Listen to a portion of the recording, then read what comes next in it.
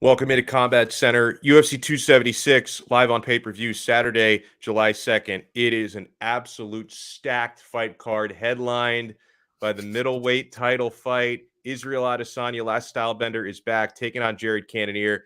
I am Alex Dono alongside Jonathan Ramakan. Johnny, how you doing, sir? I am phenomenal. We have my favorite fighter, Israel Adesanya, fighting this weekend. On top of that, we have Max Holloway fighting this weekend against Yes. Alexander Volkanovski. Sean O'Malley's fighting this weekend. Alex Pereira is fighting this weekend. Robbie Lawler is fighting this weekend. Everybody's fighting this weekend. Kayla Harris is fighting this weekend. Mm-hmm. So we got a bunch of fights going on. I'm super excited, super hyped.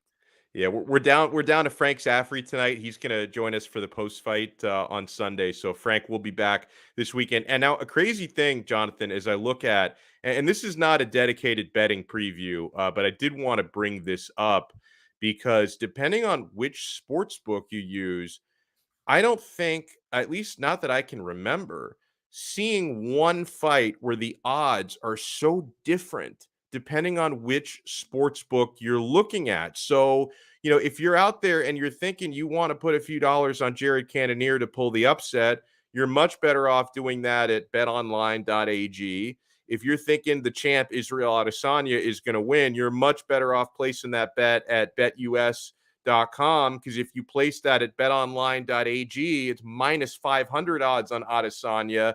I was born at night, but I wasn't born last night. As much as I like Izzy, I'm not going to bet minus 500 odds for that. Plus, or minus 300 is a lot better. So clearly, there has been, because certain sports books, the numbers are a lot closer, and there's been a lot of money coming in on the Killa Gorilla Jared Cannonier, and he's got an interesting story. He's 6-1 as a middleweight. His only loss in that division coming to Robert Whitaker, and he, in a former life, he was a heavyweight that has moved all the way down to middleweight, and he's taken a lot of that power with him down to 185, Jonathan. So, like, if we're looking at making a case for Jared Cannonier to pull off the upset and win this fight, how does that have to happen? Because one thing that I look at with Stylebender, when he was beaten up a weight class by Jan Blachowicz, when he, was tested by Yoel Romero, usually if he's going to have trouble, he's going to have trouble with someone with very good wrestling or someone with very big size like Blachowicz had. I don't see Cannonier really posing enough of a wrestling threat at any stretch of the imagination. This is going to be a stand-up affair. So, and that's the reason why, with Adesanya's distance and his reach and his discipline in striking, really, just speaking for me, the only chance I give Jared Cannonier to win this fight is to really catch Adesanya and knock him out. You're absolutely correct. I mean, you spoke about it in a previous life. This man was a heavyweight, worked himself down to light heavyweight, and now he has that heavyweight power in a 185 middleweight frame, right? He's bringing that power all the way down, and that's the big neutralizer. Like when you have that power, regardless if it's against volume, sometimes it makes you hesitant to throw those shots. It makes you hesitant to go there. Stony 814, appreciate you. Let's go Heat. We got Victor. I'm not sure if we Yeah. re-signed Victor Oladipo. I'm not able to check my phone right now, but if that's true, Ooh. I hope we got him on a good deal. You know what I mean? That would be lovely if we got Victor back, especially on a good deal the way he came back. But getting back to this, as far as Jared Cannonier goes, that power is going to be the big neutralizer. Not too big of a boxing person, but Teofimo Lopez versus Vasily Lomachenko, right? Lomachenko, one of the greatest boxers of all time, and he was just hesitant to throw against Lopez because Lopez has that power. And this is a very similar matchup. Adesanya, much better as far as technicality, much better as far as speed goes. And he's also very good when it comes to making sure the range management. We'll see. Not sure if I like that. But as far as your point, that one punch power is what we're gonna see. We saw a little bit of this style of matchup coming together when we saw Yoel Romero and we saw Israel Adesanya come together, but the fight didn't play out the way we all thought it was. I think this fight is going to play out much more how that one is supposed to, where Gorilla is going to come out, he's going to eat a couple of shots, and we have to remember he's eating shots from heavyweights. He's going to be able to take a couple shots from Adesanya before that volume catches up to him. So I'm curious to see if he kind of goes through that war, goes through those jabs and those low kicks and those unique kicks that Adesanya uses, and if he's able to kind of get that one punch that really hurts him. You're mute. You're muted, brother. I got you, baby. There, I'm back. I'm back. My bad. I muted myself because I could hear my kid crying outside the room. So I'm like, okay, let me. And he's 4 years old. He shouldn't be crying. He's a huge Jared Cannonier fan. He heard us say we don't think Jared's going to win this fight, so he got a little bit upset. No, but so Israel Adesanya, his last three fights overall and his last two victories have all been by decision. And there are times when people start to wonder, is he losing a little bit of that edge? Like there was a lull, like in George St. Pierre had moments in his career where he fought a little bit more careful, fought a little bit more safe. Anderson Silva had periods like that as well. Do you think that might be a factor by Adesanya, or do you think that after a few straight decisions, that he's going to be a little bit more motivated to try and put Cannonier away? I get the sense just watching his pre-fight material, Adesanya seems like he has a little bit more of a spark for this one because he kind of implied that, with the Marvin Vettori rematch, he wasn't really that up for that one. Same thing with Robert Whitaker. He's had two straight rematches. I think for this time around, he's really going to want to put on a show for the fans. You're absolutely right. I think he's gonna definitely want to go out there, and like you said, put on a show. In the fight against, in the last couple fights, he's had rematches, but he's wanted this Jared Cannonier match. He's called Yeah. this the Sasuke versus Naruto matchup for the longest of time right now. Shout out to all my anime nerds. But this is the matchup that he's wanted. So I feel like since he wants this matchup, he's gonna be. This is where he's gonna wake up and he's gonna actually, hey, I want this matchup. It's gonna be what's going on, Joseph. Appreciate you shouting me out, man. This is the matchup I want. This is the matchup that's going to get me going out of bed, and I'm going to train harder for this. So I can see this matchup being something that Israel Adesanya exposes, and as well as this is a style that might play really, really well into Izzy's favor. I mean, Killer Gorilla is a guy that's going to march forward. He's going to go past all that extra stuff, but he's going to eat some shots coming in. And as saw against Paulo Costa, it just takes a little nick. It doesn't take a big punch to actually put you down. The accuracy and the speed is where he has it at, and I think he's going to be able to catch. I think he's gonna be able to catch Jared Cannonier coming in, and I do think we see a finish this fight compared to the last couple sites where we saw decisions. Now, co-main event. I think we're all looking forward to this one, and it's a little bit of a unique situation, right, Jonathan? That when you have a trilogy fight with the first guy with the champion having won both of the first two, you don't often get the trilogy, but I think this one is absolutely warranted because honestly, I thought Volkanovski in the second fight really got lucky with the judges' scorecards. He was knocked down in each of the first two rounds. Kudos to him for showing so much perseverance. The first fight was very close as well. Now, despite saying that I thought Max Holloway, who's just really been resurgent, and he's looked so good even since that second fight against Volk. I still think Volk is the better fighter, right? He is just so technical. He's such a general, and he's got such incredible reach for his size. I think if the best version of both Alexander Volkanovski and Max Holloway show up, I still think Volk is just slightly better. This one, I do see this one going the distance. Now, I know that both guys have talked about, no, I'm going to finish this. I'm going to win by knockout. I think the 10 rounds that they've already spent in the octagon against one another is a preview for how this one's going to go. I think this is going to be another really close decision. And I do think, because I agree with you on the main event, I think we're going to see a finish in the main event. I think in the co-main, we're going to see 25 minutes. You know what? I don't like to agree with you on everything just because I want to bring some disparity to the show, but I'm going to agree with you there. I think, first of all, you mentioned it, the ring IQ of both Alexander Volkanovski and Max Holloway. They're too smart to put themselves at risk to being finished. Like, those are two guys that are very, very smart. I mean, Volkanovski is what, 22-1, 21-1? He's only had one loss in his career. And this is a man that's also traveled down from north of 200 pounds, obviously not fighting at that weight, but he was north of 200 pounds and now he's coming down. And like you said, he brings that reach and he also brings that power as well. And on top of that, he also has a little bit better of a ground game, right? He has that Yeah. offensive takedown that he can mix it up. So if you're looking at this fight, just taking out the names of Max Holloway and Alexander Volkanovski, you have a great fighter with good takedown defense and almost nobody can take him down, but Volkanovski is so good at the striking. He can use his striking to set up his wrestling and then put Max on his back foot. So me being a Max Holloway fan, I do think the first fight Volko won. I do think the second fight razor thin. I think Max could have edged it out. I do really think Max won that second fight. So I do think this trilogy is called for. But I do, as well, like you say, I do think we see another 5 rounds. I think both fighters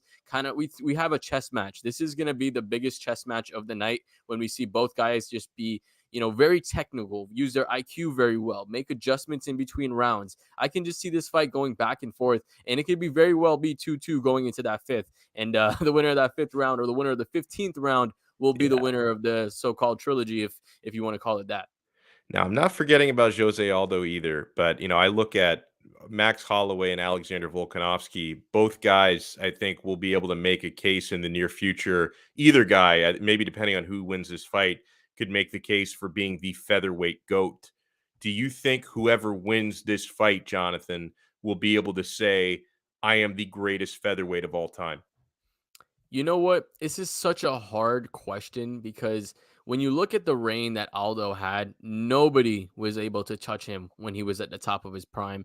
But that was also a newer division when it came out. It was something that was still, fresher fighters coming in, 135 or 145, sorry. 145 was, not as well known or not as deep as it is now. And now if you look at the 145-pound division, you can go 10 fighters deep. I mean, you have guys like Arnold Allen. You guys have guys like Dan Hooker who stepped down to fight in this division, right? A lot of really good fighters in this division, and it's really, really deep. So I know Max Holloway wanted to give Jose Aldo the respect that he had and earned from the length of the dominance that he's had of his career. But I do think the winner of this fight deserves a look at potentially being the greatest featherweight of all time. And I mean, if you look at the track record for Volkanovski, if TKZ, Brian Ortega, Max Holloway twice, he beat Jose Aldo, Chaz Mendez, like Shane Young, a lot of really, really Yeah. good fighters, that he left in his wake, and he's won all of them. Every single fight in the UFC, he's undefeated in the UFC. Uh, it's tough to say that the winner of this fight isn't going to be the greatest featherweight of all time, because if you just look, like I said, the resume of both guys, so good, and they've both had, especially with Volkanovski in his last couple of advances, they've both had lengthy title reigns where they've showed their dominance.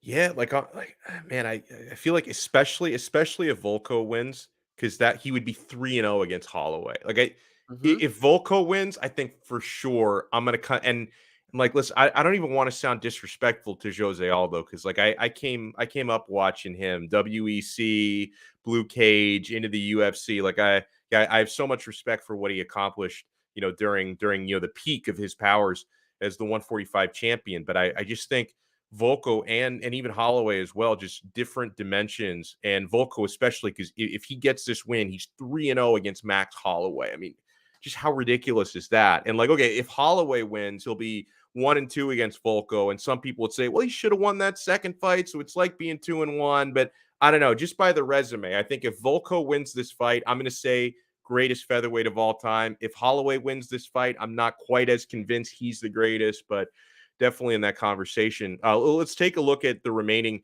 main card fights here.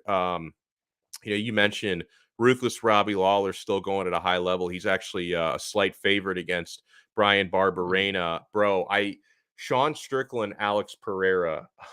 We were just talking about this before we even hit the go live button. We were talking about it off air. Strickland is a certified lunatic. Pereira is an absolute killer. And I have a hard time kind of figuring out who I favor in this fight. And apparently the odds makers and bettors are having a hard time as well because it's a pick'em fight, -110 for both guys. I think I'm ever so slightly leaning to Pereira, but I might change my mind 3 times in the next 48 hours. What do you think?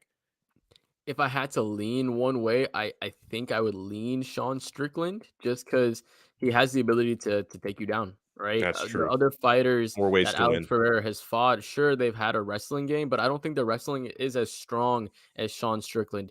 Here's the one thing: Sean Strickland is a very, very emotional fighter, and he wears it on his sleeves. I feel like if Alex Pereira catches him, he's not going to want to take him to the ground and hold him down. He's going to want to get something back. And that's my fear of what Sean is going to do, is that he's going to want to just get back some of the damage that Alex Pereira hits. And Alex is going to put that man to sleep. So I Yep. think If I had to lean one way and I had to look at this objectively, I would definitely take Sean Strickland because he has that ground game, and if he's just able to etch out a decision, I feel like that's all you need to do against an Alex Pereira to get the win. But I feel like if he fights emotionally, Alex Pereira would definitely win this fight.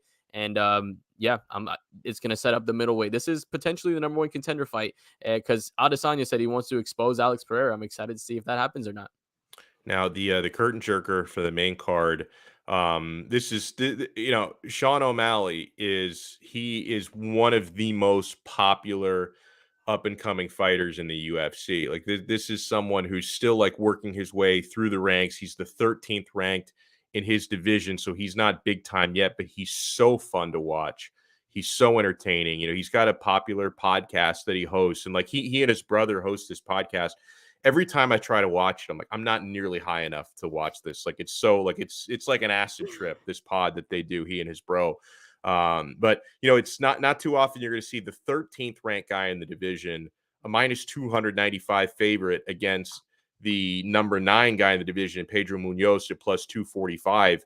This is really going to be the fight, Jonathan, that shows us what Sean O'Malley is made of. Is he a pretender? Is he, as my buddy Brendan Tobin would say, is he just a show pony? Or is he an actual contender, right? Because this is the step up in competition. I think O'Malley at bantamweight, he wanted to do it this way. Like he's been very, I think, selective with the way he's accepting fights because he doesn't want the UFC, or he didn't want the UFC to throw him in the lion's den right away. He wanted to work his way up carefully. Now he feels like he's ready to take on a top 10 guy, and I think he's going to win.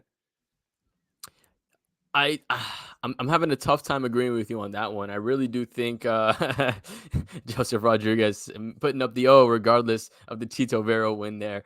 Oh Pedro yeah. Munoz, Pedro Munoz is a very devastating leg kicker. Like I Yeah. was looking at some of the stats that he's had against some of the fights. I mean, his win against Jimmy Rivera, he threw 55 leg kicks. Right, the fight against Frankie Edgar, north of 30. The fight against Garbrandt, he put him out. So Pedro Munoz is a really, really good fighter, and I feel that his ability to mix it up not only to the head but to the body and to especially the legs, that's going to be something that I fear is going to hurt Sean O'Malley soon because I'm not sure how durable he is. I mean, he's fought a lot of fighters that has taken his damage, but he's not necessarily taken a lot of damage back. I'm curious to see when he actually gets hit and when he actually takes some damage. If he has to go through a 3-round war like we saw Hamza go through for the first time, Yeah. is he going to be able to weather that storm or is he going to fold? So that's going to be the question come Saturday night. And I do think that Pedro Munoz is a little bit too big of a storm. I think his striking is too diverse, and I think he's going to make Sean O'Malley frustrated. And I think Pedro Munoz gets the win. Any thought on Robbie Lawler, Brian Barberena? Yeah, I think Brian Barberena is a great fighter, man. I think people sleep on him a lot. He's super durable. He's really good. I mean, there was times in his fight against Vicente Luque, he almost put Vicente Luque out. Yeah. And if he didn't get finished in that third round against Vicente Luque, he would have had a win against Vicente Luque. Exactly. Sorry, I said Vicente Luque so many times. But I think Brian Barberena is being heavily underrated in this fight. If you wanted to do maybe like a little underdog parlay, throw Pedro Munoz and Brian Barberena together. I think both those guys have legitimate shots at winning their fights.